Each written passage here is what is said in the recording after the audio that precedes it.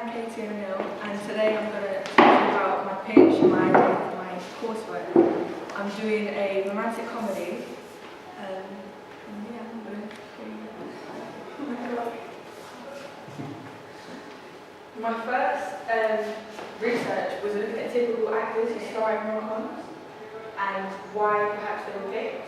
So we've got the obvious: Julia Roberts, Hugh Grant, Drew Barrymore, Colin Firth, Cameron Diaz, Ben Stiller, and Adam Sandler.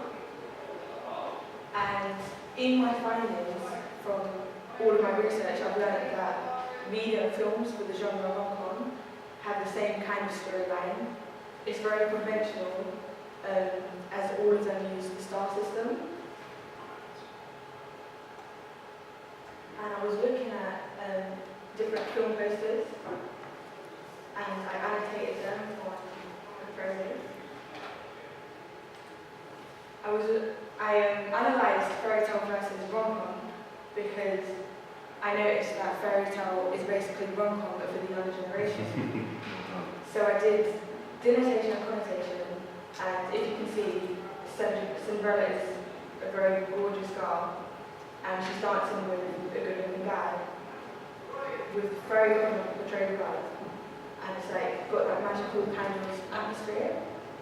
So does The Holiday, not in the same way, but there are gorgeous people in the front and they look very happy, and it looks real life, magical at the same time. Then I looked deeper into it and the connotation, and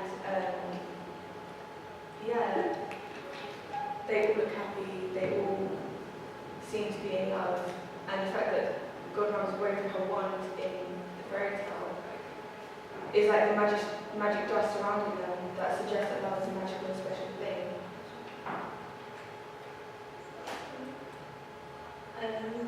I also looked at the colour scheme and the way in which the colours are predominantly stereotypically family colours. The Holiday Hour doesn't really use the colour scheme. The colours are more realistic, leading the audience into believing that a love story like this could actually happen to them in real life, producing a self-gratification, because while watching it, most people are going to sit there and think, oh, I want that, even males. Then my conclusion was two different genres. I don't actually believe they are two different genres.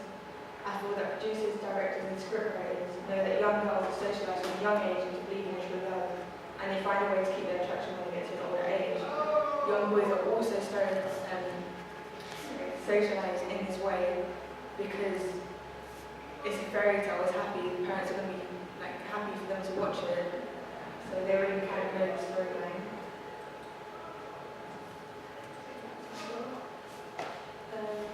I began looking at different review pages for rom-coms to find out why males liked it, why females liked it, and I learned that males liked it because it was quite funny, and it was also something that they could watch with a partner or a good friend of theirs. It didn't actually matter if they had a girlfriend or not. I then began looking at different soundtracks and logging all of the different soundtracks ones, so that when I incorporated music into mine, I'd be able to figure out the correct kind of song that would fit the scene and scenario.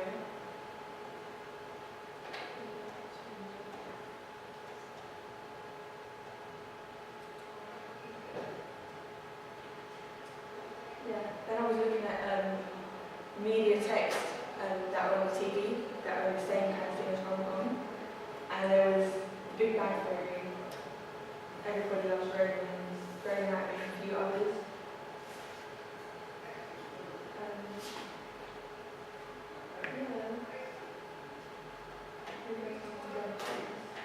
I made another present on the conventions of rom-coms.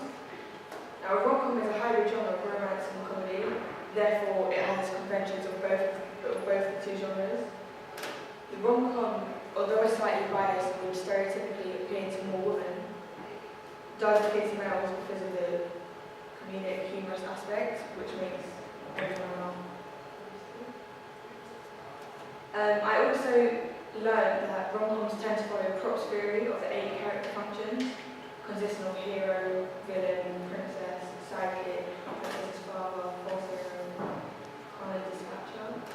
these character functions are easily applied to rom-com as prop originally used to analyse these characters from fairy tales. So like I was saying, it links directly all the characters from fairy tale up in the modern day rom-com.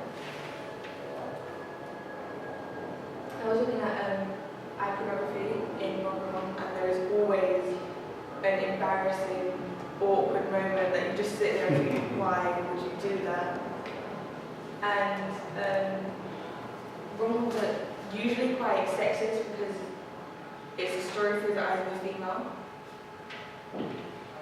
But they apply to parents too. Rom-coms always have a theme, whether it be love, it will always include family, friends, and like the resolution, solution thing.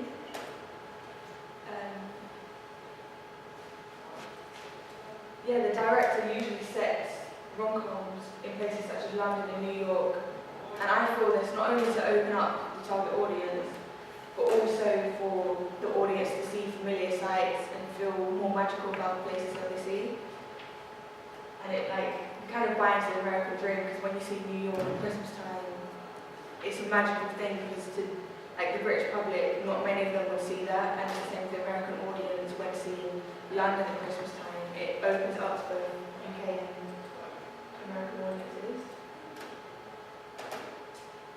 So in conclusion, I can easily see and recognise that rom-coms are open to both sexes rather than just female.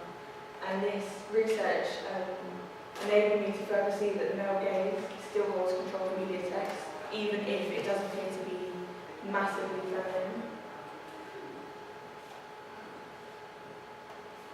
So yeah, then I began looking at when rom-comedies first came about. The first one was in 1924. Now that is a long time ago. I'm pretty amazed to see that. I thought it would be more recent, but they've been around for years.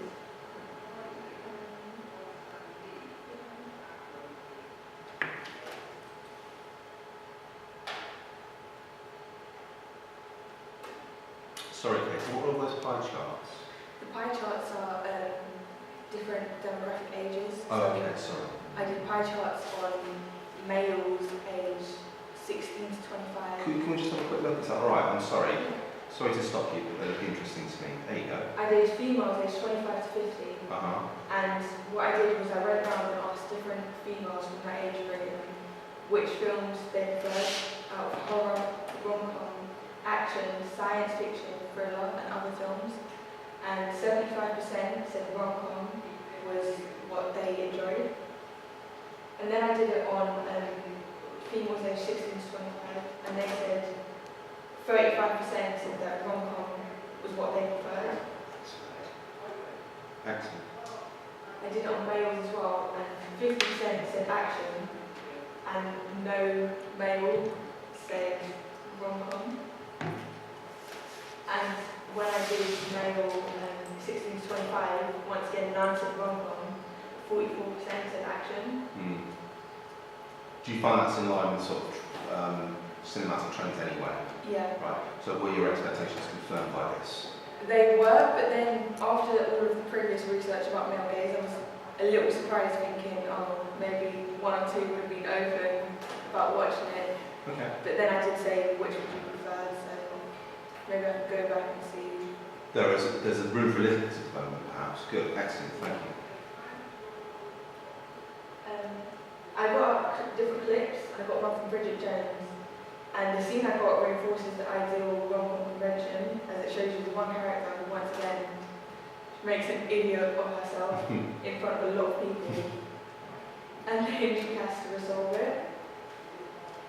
And then, even before it's resolved, she makes another idiot of herself in another short period of time, but it's then resolved with a marriage proposal and a kiss, therefore fitting in line with the convention of rom-com.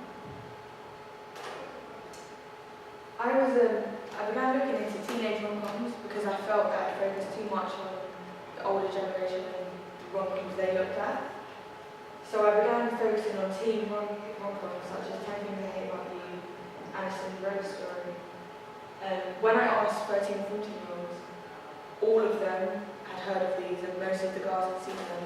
Even the guys were able to say, yeah, I've heard of it, which I thought was pretty cool because like it goes from fairy tale to teenage rom-com to complete rom-com, which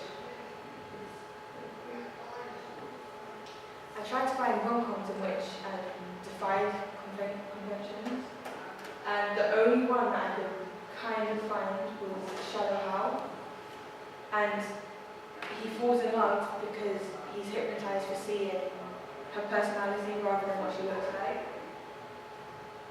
And this is a topic that everyone, well, most people are obsessed with, yet everyone wants to seem to find the perfect human being.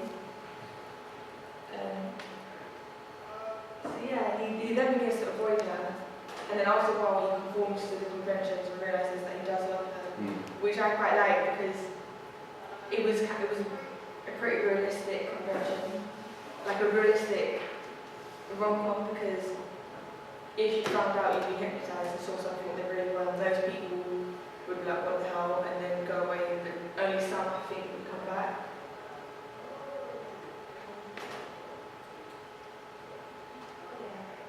I was looking into music again, and because my music is, I would quite like to have a lot of urban UK artists in it, I was looking up the management companies, so I was able to email them and ask them if I was allowed to use their music.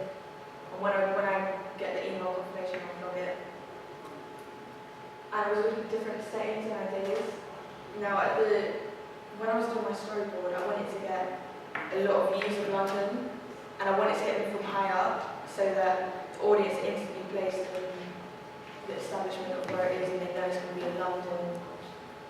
So I was looking at the tram service thing, where you can go across London, and I wanted to record like what you can see and then incorporate it into my thing. And I was looking for parks with beautiful views, so we had Hampton Heath, Primrose Hill, and Alexandra Palace. The one I want to go with is Primrose Hill because I feel that if my movie was open to a bigger audience, then most would instantly recognise Primrose Hill compared to other two. And that's my research and planning so far. So now I'm going to talk to you about my idea. Good. I want,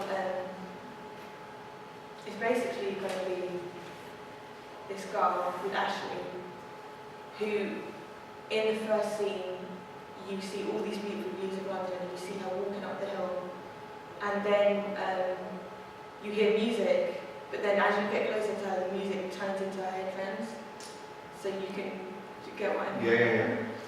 And then I want her phone to start ringing, and it's an over the shoulder shot of who's ringing, and you can see her face, and she's got a black eye.